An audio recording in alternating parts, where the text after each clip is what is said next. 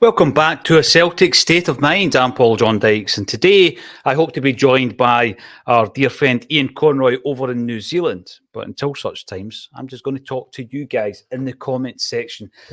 Often I don't get enough time or enough chance to bring up as many comments as I would like, but today is that day. Maybe we should do this once a week, eh? Look at the tagline. I thought it was time to start shouting this from the rooftops. The Celtic legends are gathering for the biggest game of the weekend up at James McGuire Park, and it's St Roch's Centenary match. I'm going to have a wee chat around the origins of that, the genesis of our involvement in there, and let us know what you think about all things Celtic as they come in. Straight off the bat, Jungle Lion, as you very often do, you're first in. Showtime, lads. Well done. I'll be watching. And what you're referring to there is, as it says across the ticker tape at the bottom of the screen, we will be streaming the game absolutely live on our YouTube channel, on Facebook, on Twitch, on Twitter, everywhere that you get your Acsom fix. We will be on there and we'll be streaming live. And I don't know, I've got to put it out there, I don't know if this has been done outside of the Celtic mainstream in relation to live streaming a game of football, but we're going to be doing it on Sunday. There's a wee gantry at James McGuire Park, a scaffolding gantry. We're going to have our commentary team up there. Who is going to be on the commentary duties, on the commentary detail? Well, it's at that point that I think it was Acsom's duty to put a couple of commentary members of the team up on the gantry. Hopefully it's not too windy for JP Mason and James McKenzie, who will be commentating on the game. Now, as I say, it's not all going to be about the game today. We're going to be talking about all things Celtic and all the points that come up in the comments field. What do you think of Celtic in the last week? What do you think of the performances so far in the Champions League? Do you think there's any glimmer of hope that we might be able to progress in Europe in the final four games? Let us know. Obviously, a tough double-header against Atletico Madrid coming up after the international break. We've also got a game at Tynecastle against Hearts, where less than 600 Celtic fans will be in attendance. What's your thoughts on that? Is Scottish football slowly consuming itself? We have a phenomenal fan base. The support behind the Scottish leagues is one of the highest in Europe. Yet we continually get the basics wrong. So what do you think of that? What should be done to ensure that clubs are able to go and watch their teams at away grounds? Because it seems as though we're killing the away day Scottish football, and we know how it started. What's your thoughts on that? What can be done to actually resolve it? I got a comment on the socials last night after the discussion that John Hughes and Patrick McGilp had with me yesterday, and the suggestion was that it should be a percentage of the season tickets sold by each individual team. So if your club does well and makes the effort to promote the club in such a way that we sell a huge amount of season tickets, as Celtic undoubtedly do season on season, then you're rewarded with a percentage of the season tickets at away grounds. Would that work? Can you see any issues with that? Please let us know in the comment section. Also, let us know who you would like to see lining up for Celtic this weekend against St Roch Select. It's landed perfectly, hasn't it? On an international weekend where you need your Celtic fix, all you need to do is subscribe to the YouTube channel or follow us on the social media channels. That includes LinkedIn, Twitch, Facebook, and Twitter.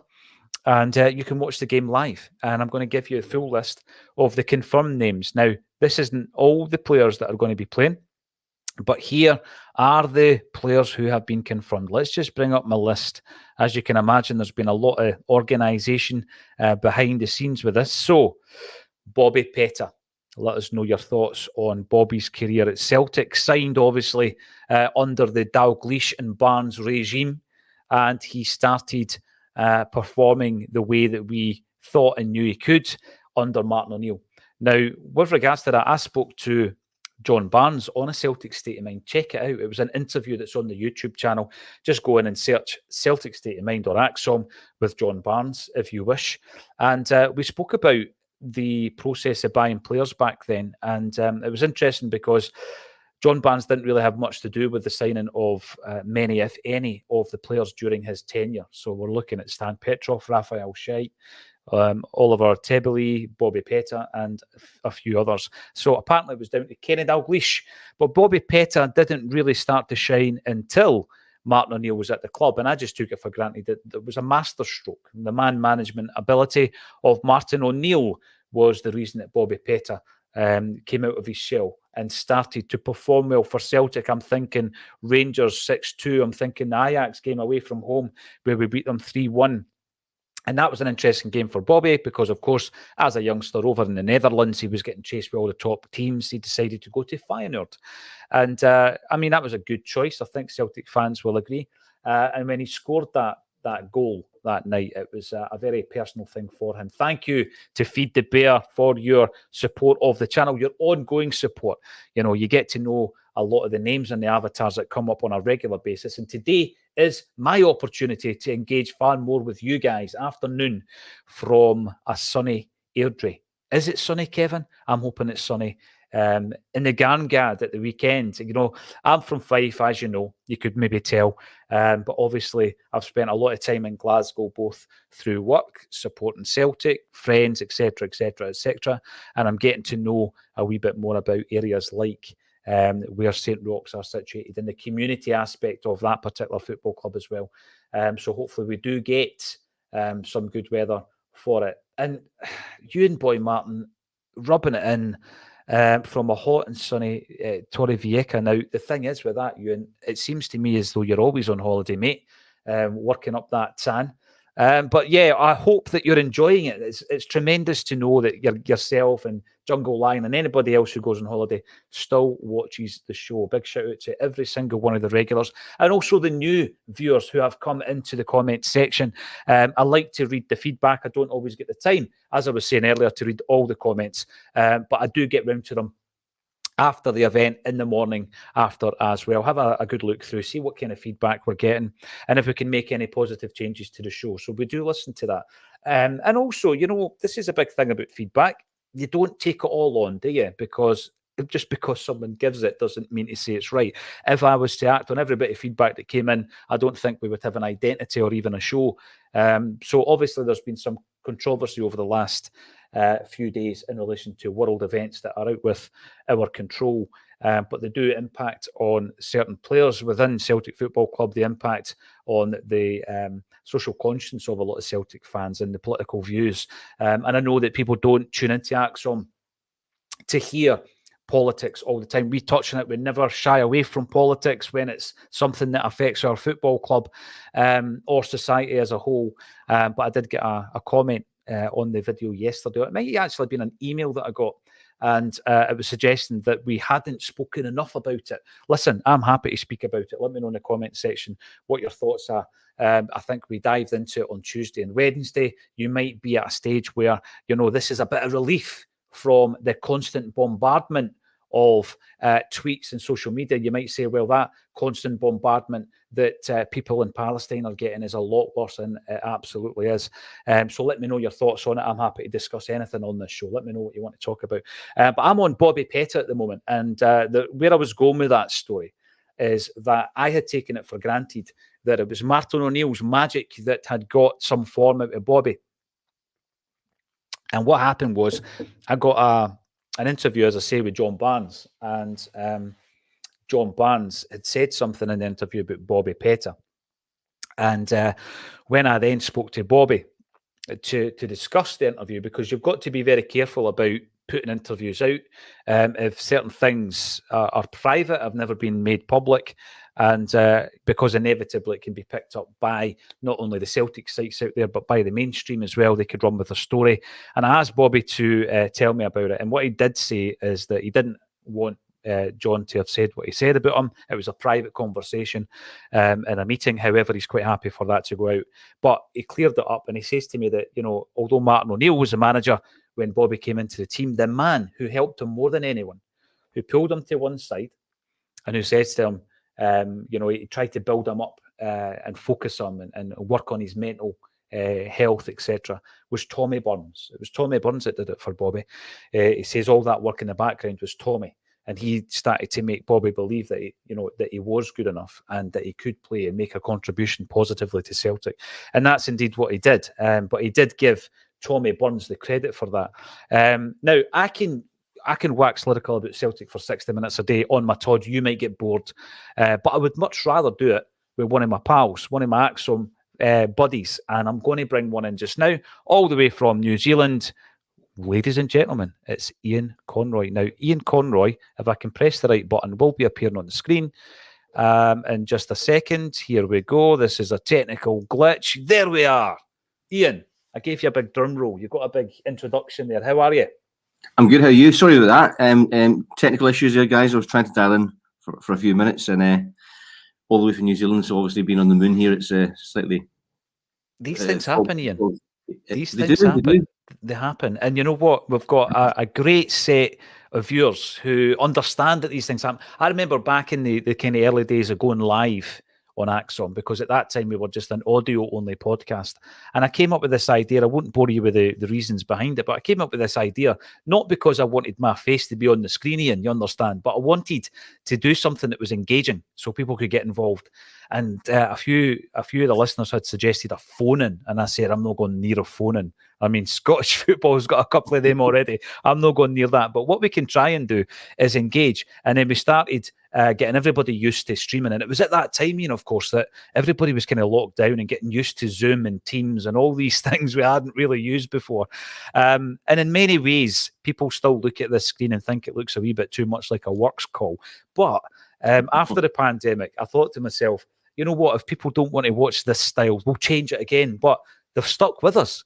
They've stuck with us. We average anything between 6, 7, up to 10, 12 a day on the YouTube. And then you've got all the other platforms as well. And it is a community. And we are talking at the moment, Ian, about a community club in St Roch. And I'm just running through the Celtic players that are coming together. You might have been seeing them, because I'm sharing them obviously with the groups and stuff like that as well on WhatsApp. And another one today, Tosh McKinley. Announced the bold. Tosh, what's your memories of Tosh McKinley? Oh, stalwart, committed player. I love Tosh.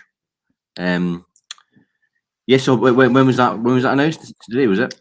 Just before we went live, actually. I got word that Tosh was signing up for the team. And the thing with Tosh, he's one of the players, Ian, that I always felt long before he signed for Celtic, he's a Celtic player, and it happens domestically.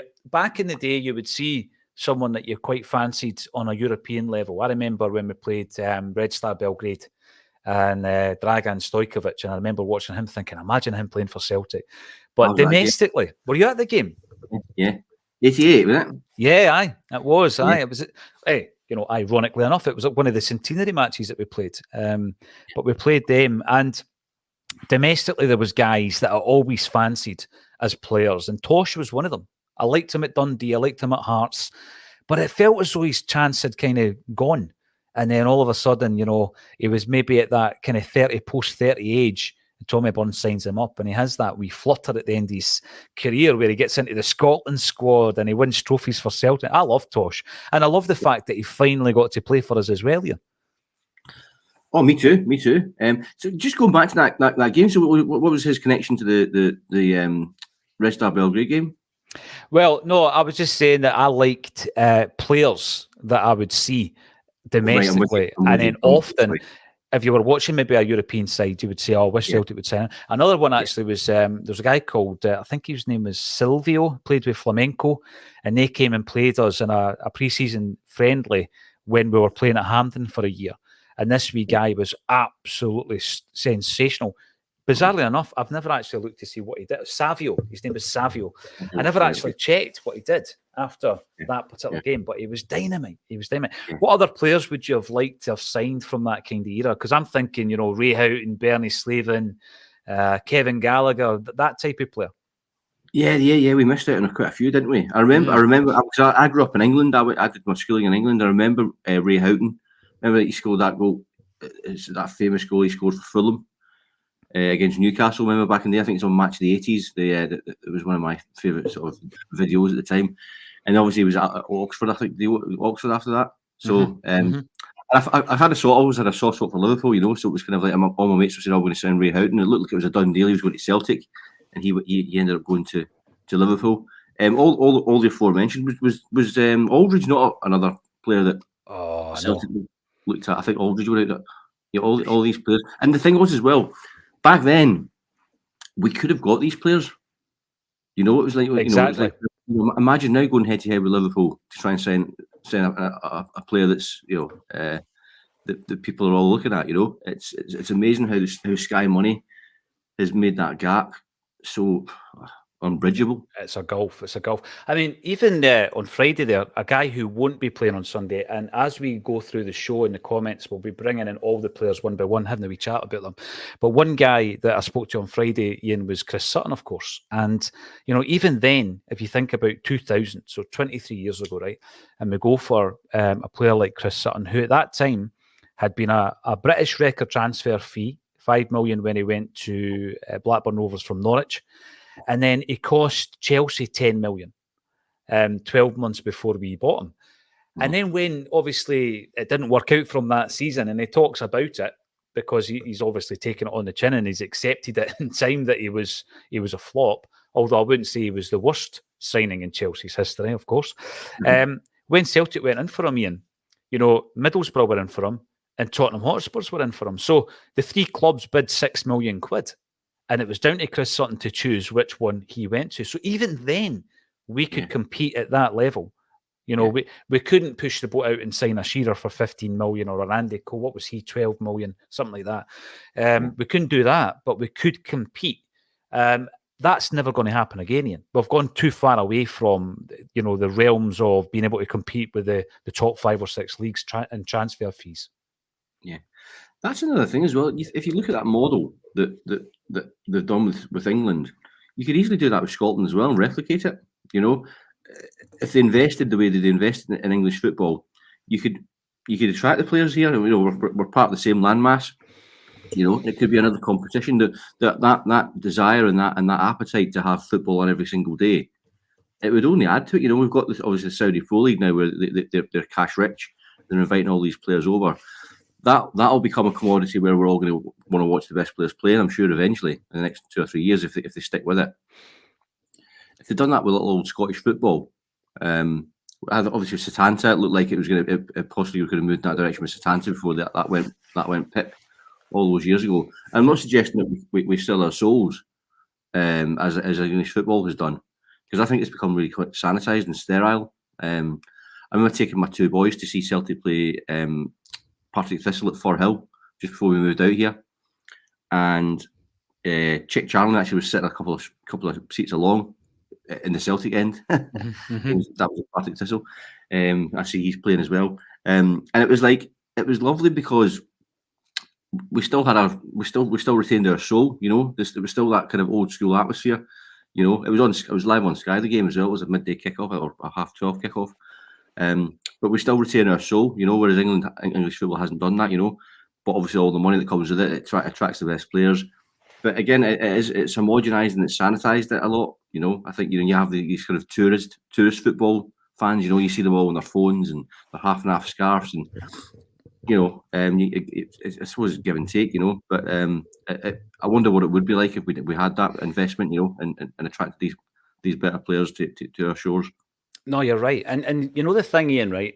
And by the way, we're quick to criticise the Celtic board. But when you're up against all of these situations where it's working against Celtic because of where we are situated, we've done remarkably well. But I also think you can still be critical, and I think you can be disappointed with particular signing windows, which, you know, we're talking about that yesterday as well, in relation to how far or close we were to getting a result against Lazio, and we'll come back to that. But I think what you said there was very important, retaining your soul. And I asked myself, how many clubs in world football is that important to? Now, I'm going to link this in. I'm going to link it in, right? Because we've been criticised for talking too much about the current situation between Palestine and Israel. And we've also been criticised for not going on about it enough. We've said quite a bit on it. We've got 20-odd contributors to Acsom. And it's one of the things that I'm from a humanitarian point of view. I just think to see anybody, any civilian, any innocent civilian die is unacceptable. One of them is unacceptable. But the biggest issue I had was the hypocrisy of the coverage, the media coverage, which is almost a media blackout when it's happening against the Palestinians. And that's something, that's a conversation that's been long discussed, long before Acsom existed. It's been something that's gone on and on. But I'm going to bring up an example here, because we were told time and time again, football and politics shouldn't mix. Right, okay, that's a brilliant debate. We could have that debate all day long. What's politics to do with Celtic and all this stuff? But there was an occasion, and I've not seen it mentioned certainly on Acsom or in the comments, and it was going back to Bob Kelly, the chairman of Celtic, back in 1968. And there was a protest led by the chairman of Celtic Football Club against playing Eastern European sides in the European Cup in 1968-69, and that was due to the Soviet invasion at the time of Prague. So Celtic at that time were drawn against Ferencváros, and we refused to play them. I mean, can you imagine, right? You imagine a Celtic chairman or anybody at the helm at Celtic in the Champions League saying, no, I'm refusing, I'm not playing that game based on a political stance, right?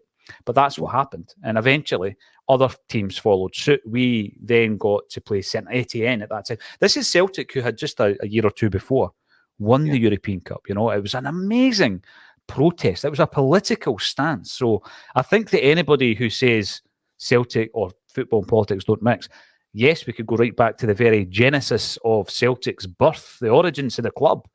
And that was based on, not just politics, but the impact of decisions made by politicians in relation to the genocidal nature of the potato famine, and then the displacement of so many people. Some say up to 2 million Irish who were displaced all over the globe.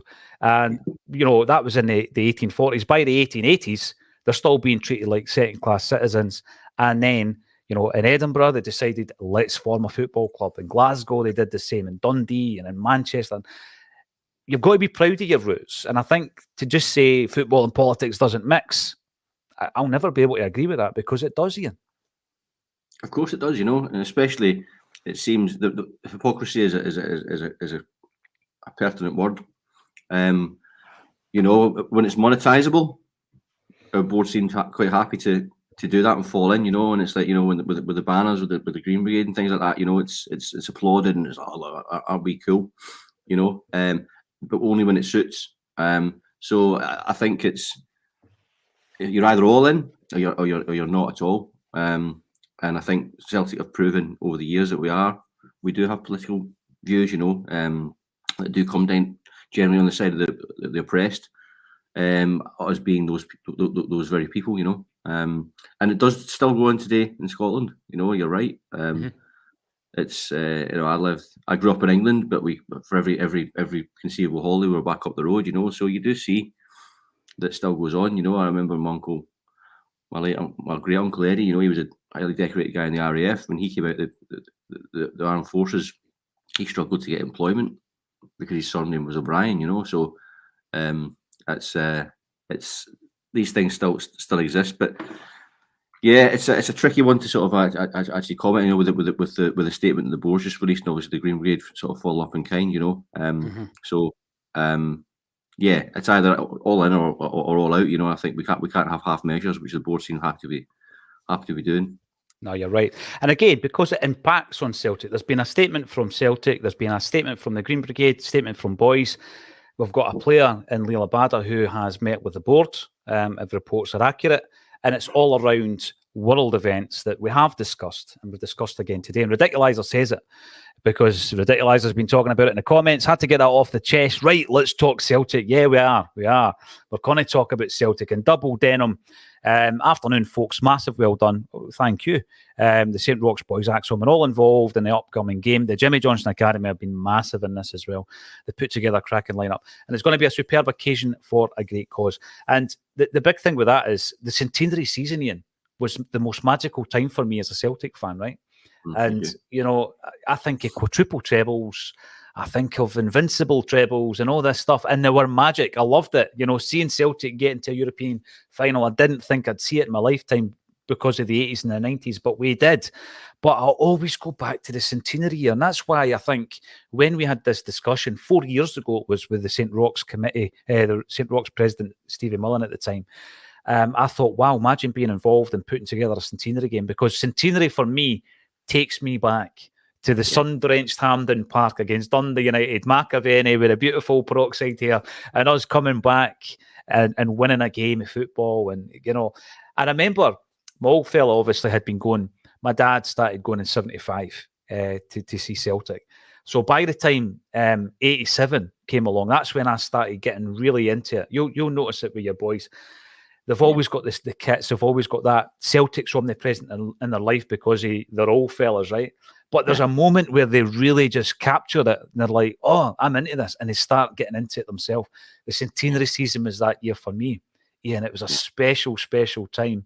And I always remember after the game, Frank McAvenny, who obviously from your time in Glasgow, tells a story that Tommy Burns, who we've already mentioned, and I don't mind mentioning him, he was given the base of the Scottish Cup, which is a big, massive wooden base with loads of little it's gold. What do you call them? With the names on them all the way around. Yeah, with the plaques. Or the wee plates. And he's walking about with that, and then the camera pans into him, and it was, I think, after he had done that famous interview with Jim White, where he just goes like that. Look at them, they're there and they're always there. And God bless every single one of them. And he's sitting down there and he's in tears. And McAvenny says he goes up, and Neely Mockin goes up to get the base off him. And Mac has gone, why are you crying? Why are you greeting? We've just won the double. He's gone, Frank, you don't understand. They'll be talking about us in 100 years. And I remember at the time thinking, 100 years? Wow. But now, that was 35 years ago, Ian. That was 35 years ago that happened. And we're still talking about it. He was right. Tommy was right. Yeah, he really was. I mean, that echoes of my sort of youth as well, the 87, 86, 87, but 88 was when it really kicked in. It was that kit as well, we had the two amazing kits. It just, everything tied together. The signings that we made, obviously we got stuffed by Arsenal in the pre-season, and it was like, but somehow, Big Billy, the centenary season, some kind of magic, some hocus pocus was in the air that season, where it was like a motley bunch almost that he pulled together, and the amount of money they were spending across the city, and it was magic. Everything just came together, and again, I'm talking about the kit, the uniform, but it was amazing, and it was the swagger. I remember as a kid wearing the kit down in England, and having the swagger with the kit on myself. So God knows how the players must have felt, but there was something in the air that season that was wonderful. That wee button on the collar, get a wee granddad collar, beautiful. Because it was the same as the England kit at the time. Remember, that was they had for the European Championships. And then obviously it was the same template that Celtic had. When you mentioned before about the Red Star Belgrade game, my hero, it was Brian McClare. Then obviously he went to Man United and stuff, and McAvenny became my hero. And he was a sub for that Red Star Belgrade game, and he was coming to the tunnel. I think he had number 16 on. And I was at the time. Uncle James took me to the game, and I was standing at the tunnel. And he was coming out as one of the subs, and I was like, Frank, and he looked at me and he winked at me, and I couldn't believe that Frank McAvenny's eyes had seen me. It was blew my mind, and it was like, because they were rock stars. They were absolute rock stars to us, So they will be talked about in 100 years and 200 years, I'm sure. No small part to that kit, but Tommy Burns, aye. I met him years ago as well when he was assistant at Newcastle. Right. I was an adult then, but you still become the wee boy. You do. You do. Celtic's a great leveler, though, Ian. I tell the story. I mean, I was never lucky enough to meet Tommy Burns or Jimmy Johnson, two of my biggest regrets, actually. But football is a great leveler, and I remember being at Celtic Park, and through a pal was in the boardroom. I had that whole boardroom thing all suited and booted. Prawn sandwich brigade, come on, bring it all out in the comments. But you're not going to say no, are you? Right. So I went in, and my pal had to meet somebody at half time. So he says, just go in and mingle and all that kind of stuff. And you look in and you're a bit shy because there's Bertie Auld bouncing about and wee Bobby Lennox and all that. And I looked to the left of the bar where they were serving drink and tea and coffee and that. And there's Billy McNeil standing talking to Willie Hockey, right? Yeah. Who, by the way, in terms of he's involved in the Centenary game this weekend, of course, but I just remember him being involved in the takeover. And hopefully at some point in the future, we can have a proper sit-down interview in relation to that. So I went up and just ordered a cup of tea and all that stuff, but then just sidled myself up to the two guys and started talking to them. You've got a Lisbon Lion captain. You've got one of the most successful businessmen in Scotland and me. Yeah. But what happened very quickly, Ian, is that we were all just Celtic fans talking about Celtic. And it was such a leveler, you know. And I remember coming away thinking I was a bit cheeky to go up and speak to them. But we all just started having a natter about Celtic. And that's what this club can do. And this weekend, there is another centenary. And I hope some of you guys have got tickets because they really are like gold dust. And St Roch must be getting worried because they're coming on to the live chat here, Ian. St Roch are coming in saying that we're making panic signings with Tosh coming. Listen, it's just that our announcements are strategic. That's all it is, right? Yeah. Alistair Park watching live for a change today from Vienna. That blows my mind. I'm sitting here in Dalkeith. Yeah. I'm talking to Ian in New Zealand, and we've got guys like Alistair here who's watching in Vienna, and we've got people all over the world. It's incredible. Thanks, everybody, for tuning in. Best wishes to all Acsomers, and especially me. Oh, cheers, mate. We'll watch the Candy game at the weekend. Oh, the joy of technology. I know it's one of the things that we've never done it, Ian, but hell, we're going to give it a try. So we've done all the testing and everything during the week, and we're going to run with it. And we've got the two guys on commentary and all the rest of it. It's going to be sensational. There's a few surprises to come. Now, before I get into any more of the players, we spoke about Bobby Pettit, we spoke about Tosh McKinley. I want to talk to Ian about the music element of the team and music in Celtic and how there's this crossover, right? So at the weekend, we've got three individuals who are far better known for their musical careers, but they are Celtic fans. They will be donning the Celtic strip at the weekend and playing for the Select. Now, the first one is James Allen of Las Vegas fame, who prior to becoming a rock star himself, he had a football career at senior level with the likes of Gretna, Stirling Albion, Falkirk, Dumbarton, and Queen's Park. We've also got Bems, who is a hip-hop artist from Scotland. Paisley moved up here when he was a wee boy. And I met him, I bumped into him actually at a Groove Armada gig. His mate was doing the DJ set beforehand, Ewan McVicker. And the thing is, Ian, I just love music, right? So I don't own a Groove Armada record. And I go to this gig. I actually seen them 2 nights on the bounce. And they were sensational. And the light show, just brilliant live. It was phenomenal. It was a phenomenal gig. And I bumped into Bems there, and he's gone on to do great stuff. And obviously, he was involved with the club with the whole Jota campaign, Jota on the wing, and the Adidas kit that you love. And the third is Saul Davis of James, which I just can't believe. I just don't believe that, because James have been part of my life for a long, long time. And Saul's coming up to play, and he's in training. He is taking it dead seriously. What's your thoughts on the three guys and that music football crossover, Ian? Because I know it's something we talk about a lot. Oh man, yeah. I mean, I think it was a quote by Alan McGee, and I've seen it in written print. He was a Rangers fan, isn't he? Alan McGee, great guy. But he said all the cool guys support Celtic. He's referring to musical artists, obviously, that follow football. You know, I think he can't really be argued. You know, so Saul. So was it because they're from Manchester, and Tim's from Leeds, isn't he? But so what's the Celtic connection there?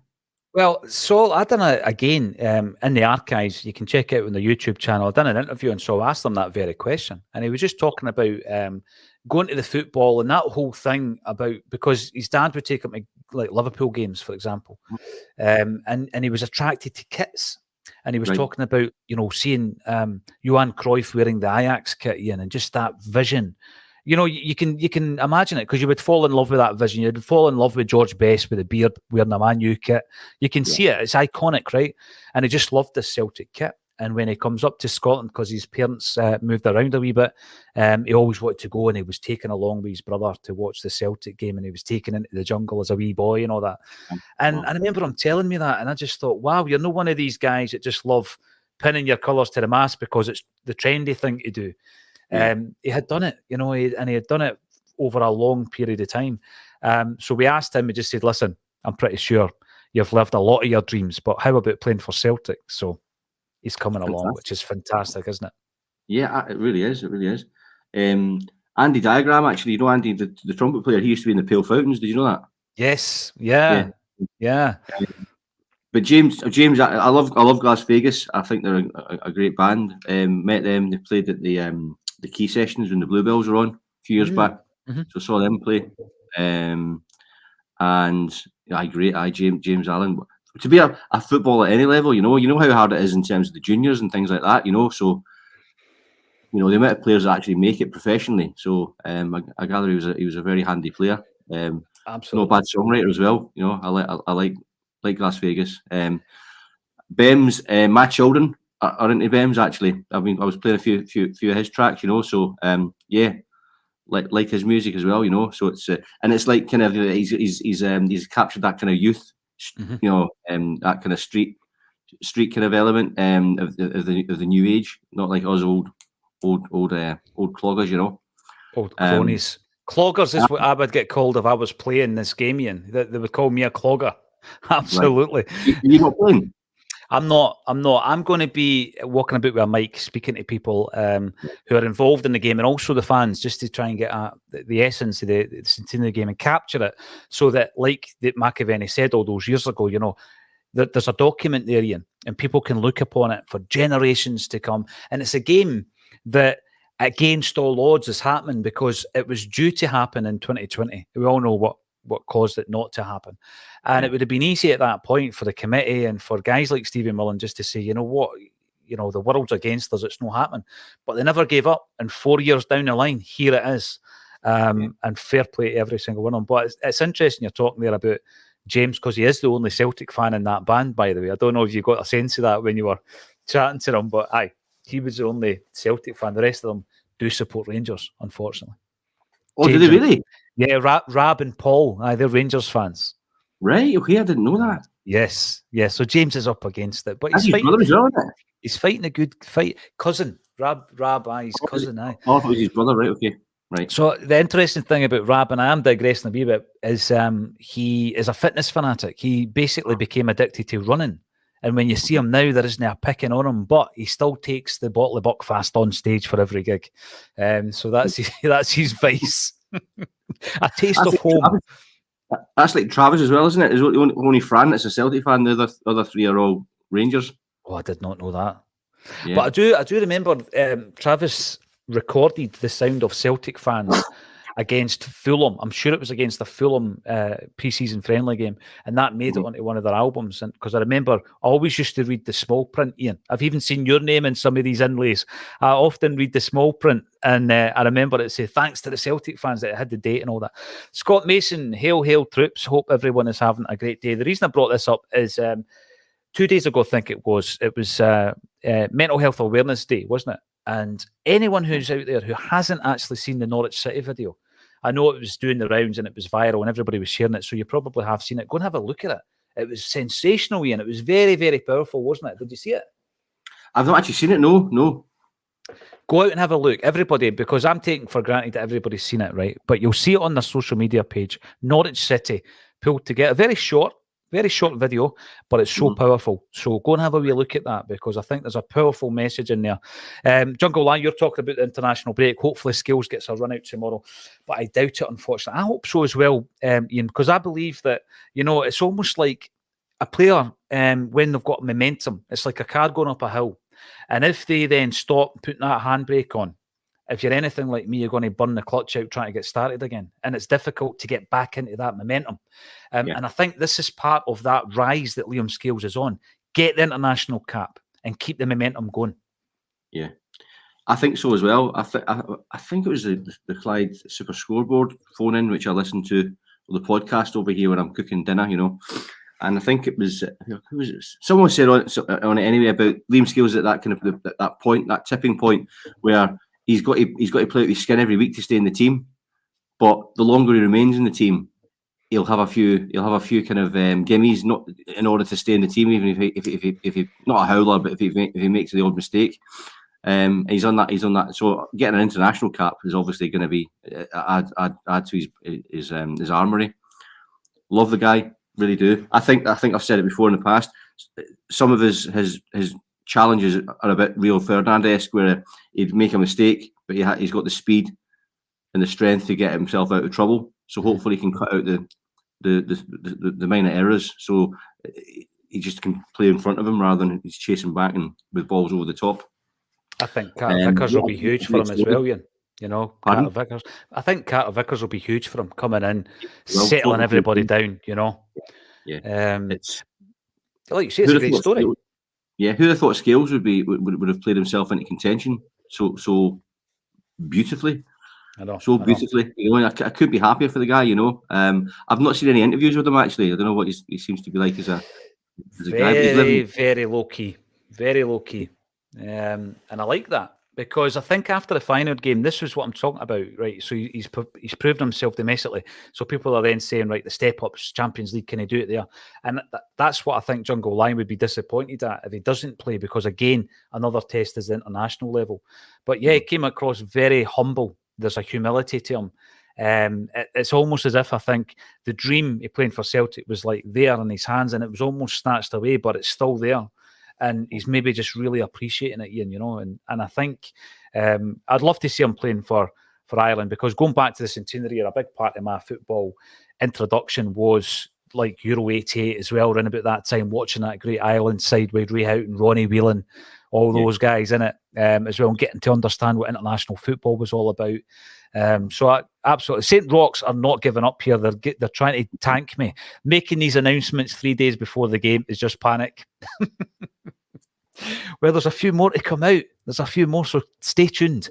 I'm really looking forward to seeing every one of the guys that we've announced. I was looking at an image of Big Yogi Hughes, who's the next player I'm going to talk about. Big Yogi Hughes, who, again, I think that it's incredible to think back to the defence that was assembled by Tommy Burns, right? So at right back, you had Jackie Mack, 650 grand from Dunfermline. At left back, Tosh McKinley, I think he was 350 grand for Hearts. And then you brought in John Hughes from Falkirk for 250 grand.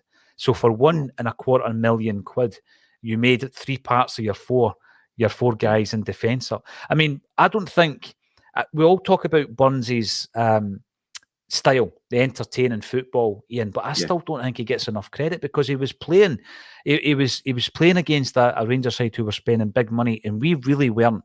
I know that bigger signings came along with Stubbsy and Tom and Van Hooijdonk and all that, but we really weren't paying that big money, were we?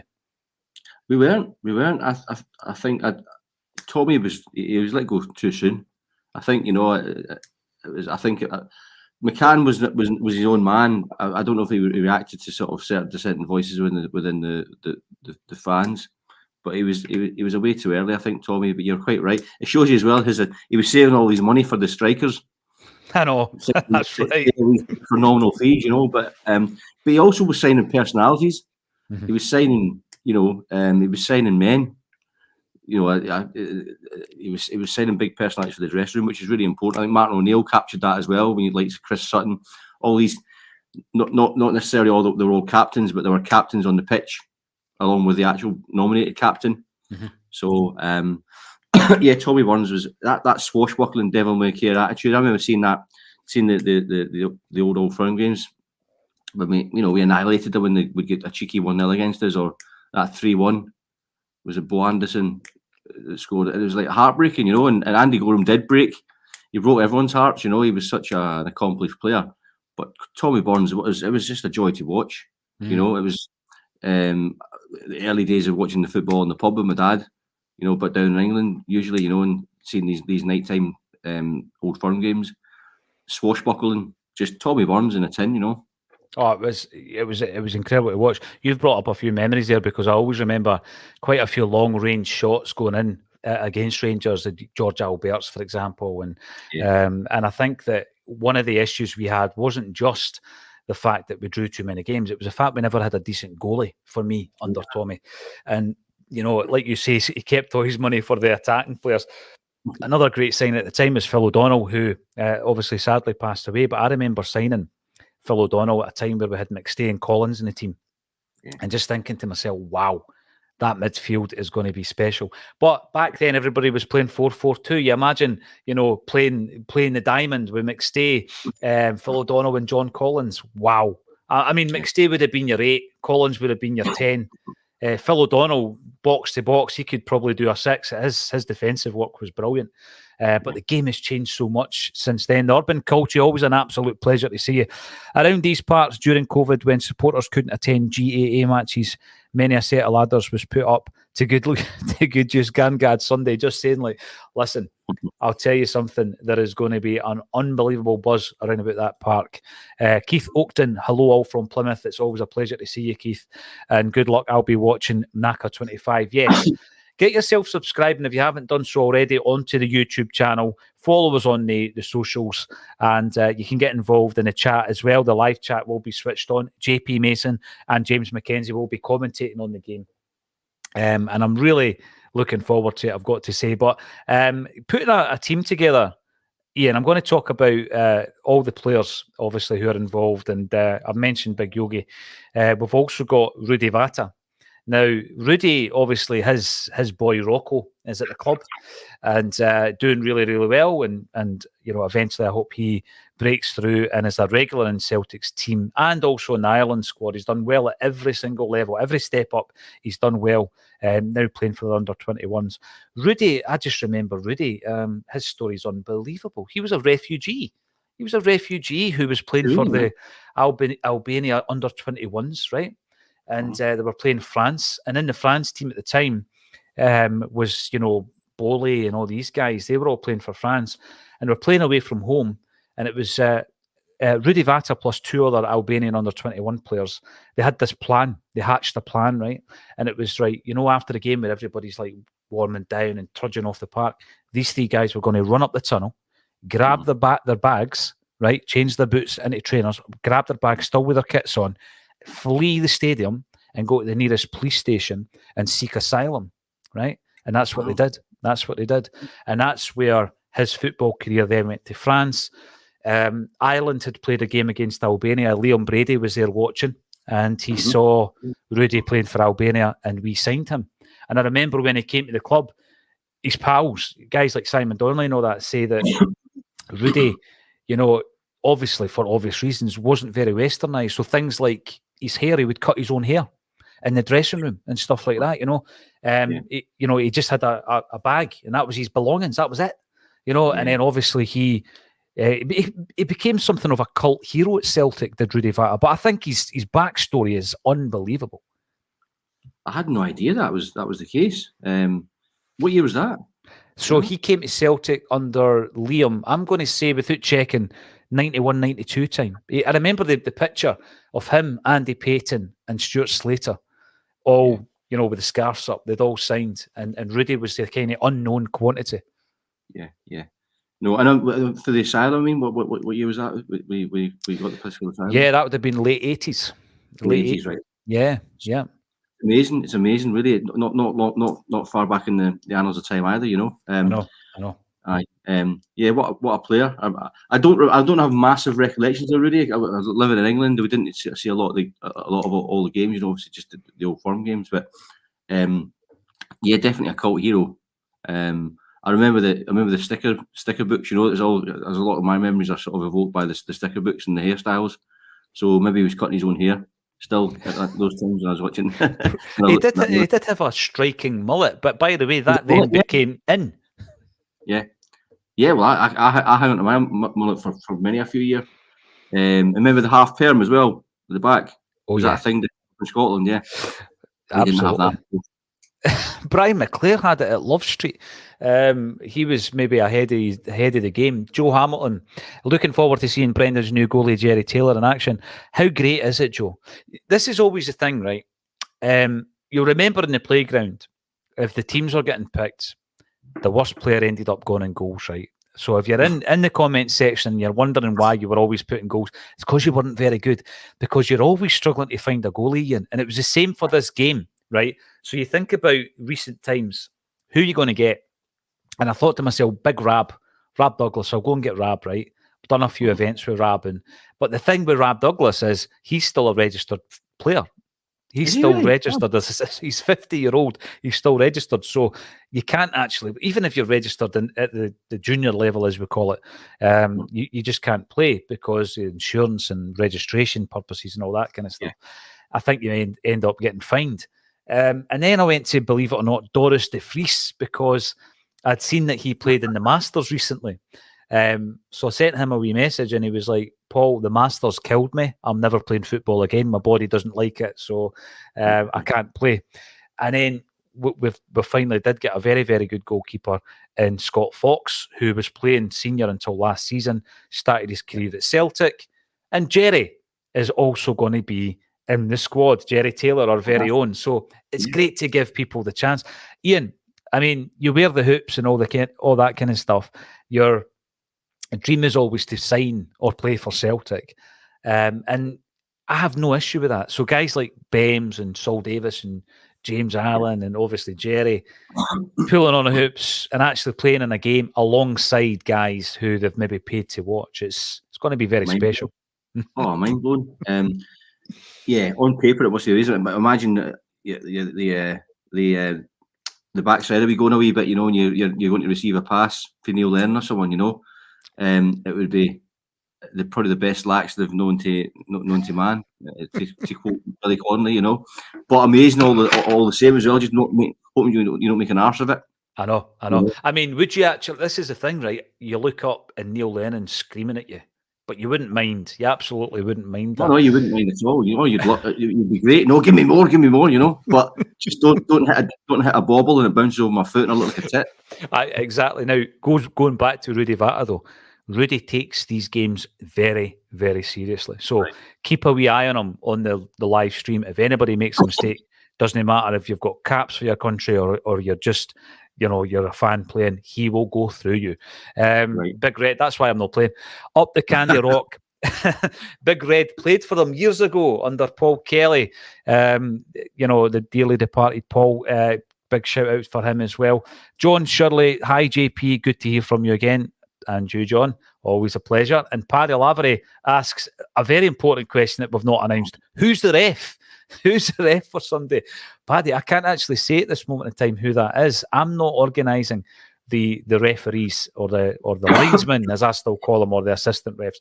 But yeah, I'm pretty sure they will be announced at some point in the not too distant. There's a couple of players still to come, I'm going to say, but I'm going to read through some more of them. Davy Elliott. Davy was a young boy at Celtic under Billy McNeill. He did play for the first team. He scored a goal, and I used a great picture of him celebrating the goal, and the goal was chopped off. He then left, and he played for Partick Thistle and St Mirren. He actually played for Wigan and Hibs and various other teams as well. Paul Byrne was a player that we signed, very highly rated young Irishman, came over under Liam Brady. I'm trying to remember who he started his career off with, though. He was Paul Byrne at somebody like, I think he was at Oxford, something like that. And then his career went back to Ireland, then he comes to Celtic. We've also got Jerry Taylor, of course, James Allen, Big Bems, Joe Miller, centenary hero who scored against Rangers in 1989 in the Scottish Cup final. Tommy Johnson. Tommy Burns' final signing. Tommy Johnson, and he scores the goal that clinches the league under Martin O'Neill. Scott McDonald. See, this is the thing with social media, Ian, right?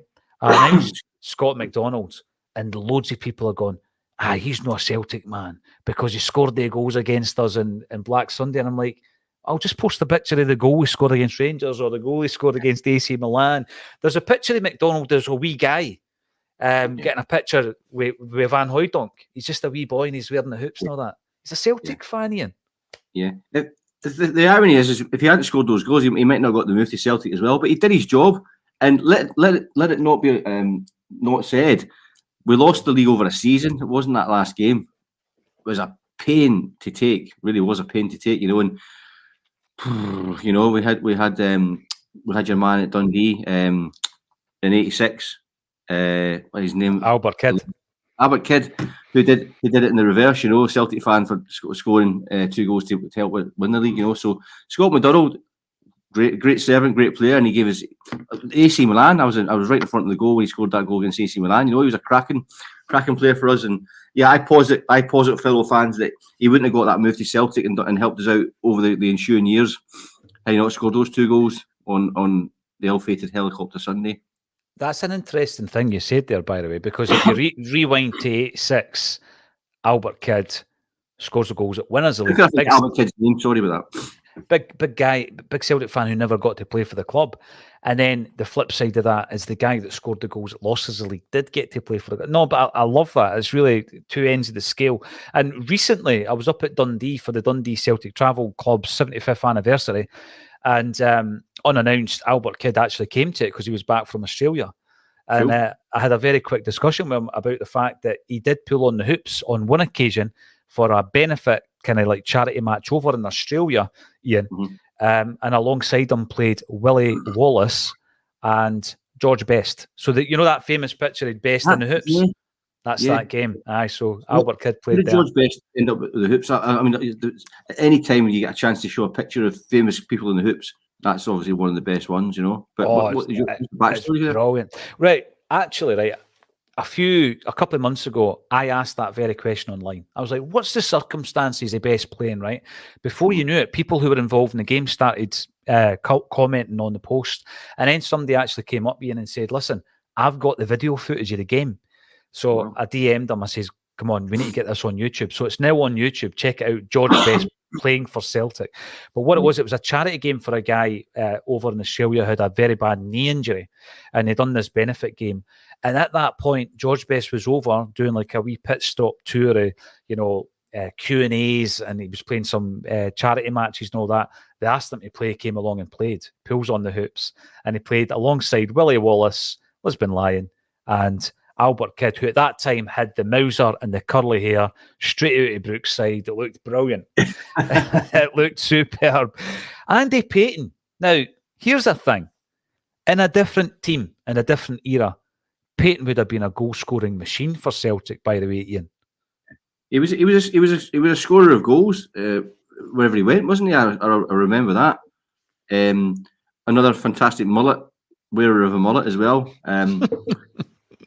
Well, yeah, I think you're right. It was just it must have been a terrible time to you'd play for Celtic as fans. You'd play for Celtic any time, and I know these guys weren't necessarily Celtic fans when they arrived, but what a time, you know, to of all the sort of the points in time to play for Celtic in that era. It must have been a bit of a bummer, really, you know. But yeah, he had a good goal record wherever he went, didn't he? Apart from maybe Celtic as much. He did. He absolutely did. And even when you look at the side that he was in, if you were to look at his ratio, he did score a decent amount.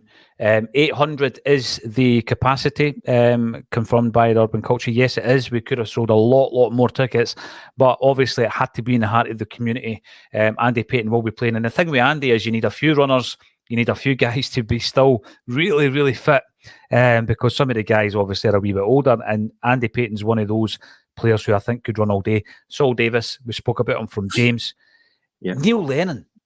Now, he was a late addition to the team, Ian, but there comes a point, I think, where someone like Neil Lennon needs to be brought back into the fold. The guy's a legend. There's no doubt about it. Absolutely. Yeah, he's. I love Neil, and yeah, he's. What can you say? It's Neil Lennon. You know, he's. The fact that he's been manager twice and the way that he left last time, there's got to be, for completeness, he's got to be back to Celtic at some point in some capacity in the future, just as Brendan Rodgers is coming back for redemption, hopefully, and all that kind of stuff. I think Neil was unfairly cast as a villain in the piece. You know, I think there was many things. I think it was the COVID season as well, but it was a. Oh, yeah, no, I don't want to harp back and think about it, but he's a legend. I love Neil Lennon. Share a beer with him a couple of times in Old Tenants, back a few years back. You know, just a really nice fellow as well. Really good guy. Speaks to anybody, and you know.